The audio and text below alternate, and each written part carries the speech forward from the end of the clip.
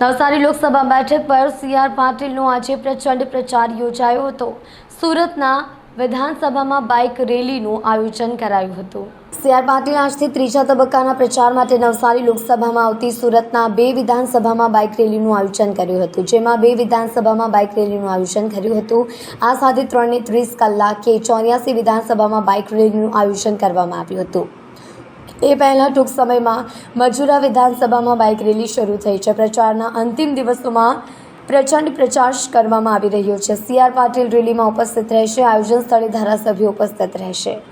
મજૂરા વિધાનસભામાં એક જંગી બાઇક રેલી અને વિસ્તારના અલગ સમાજો દ્વારા ભારતીય જનતા પાર્ટીના પ્રદેશ અધ્યક્ષ અને નવસારી લોકસભાના ઉમેદવાર શ્રી સીઆર પાટીલજીનું અભિવાદન અને એમને આશીર્વાદ આપવા માટે સમાજોમાં ખૂબ મોટી લાગણી અને ખૂબ મોટી સંખ્યામાં અલગ અલગ સ્થળે આ લોકો જોડાયેલા છે।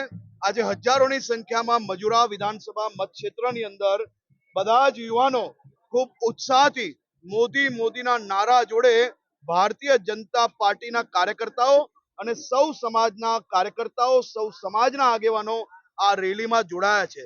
કાશ્મીરથી લઈને કન્યાકુમારી સુધી ચારે તરફ લોકો એક સંકલ્પ લીધો છે કે મોદી 3.0 એટલે મોદીજીને ત્રીજી વાર પ્રધાનમંત્રી બનાવવા, ઐતિહાસિક લીડથી બનાવવા, ઐતિહાસિક સીટોથી બનાવવા અને એ જ રીતે મજૂરા વિધાનસભા અને નવસારી લોકસભાના સૌ નાગરિકો મનની અંદર મક્કમતાથી એક સંકલ્પ લીધો છે કે નવસારી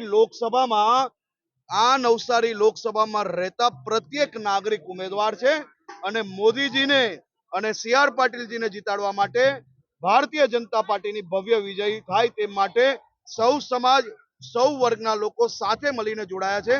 મને વિશ્વાસ છે કે ભારતીય જનતા પાર્ટી અને દેશના સૌ નાગરિકોની એક મોટી જીત થવાની છે, ઐતિહાસિક જીત થવાની છે, કારણ કે આ દેશના નાગરિકોની લડાઈ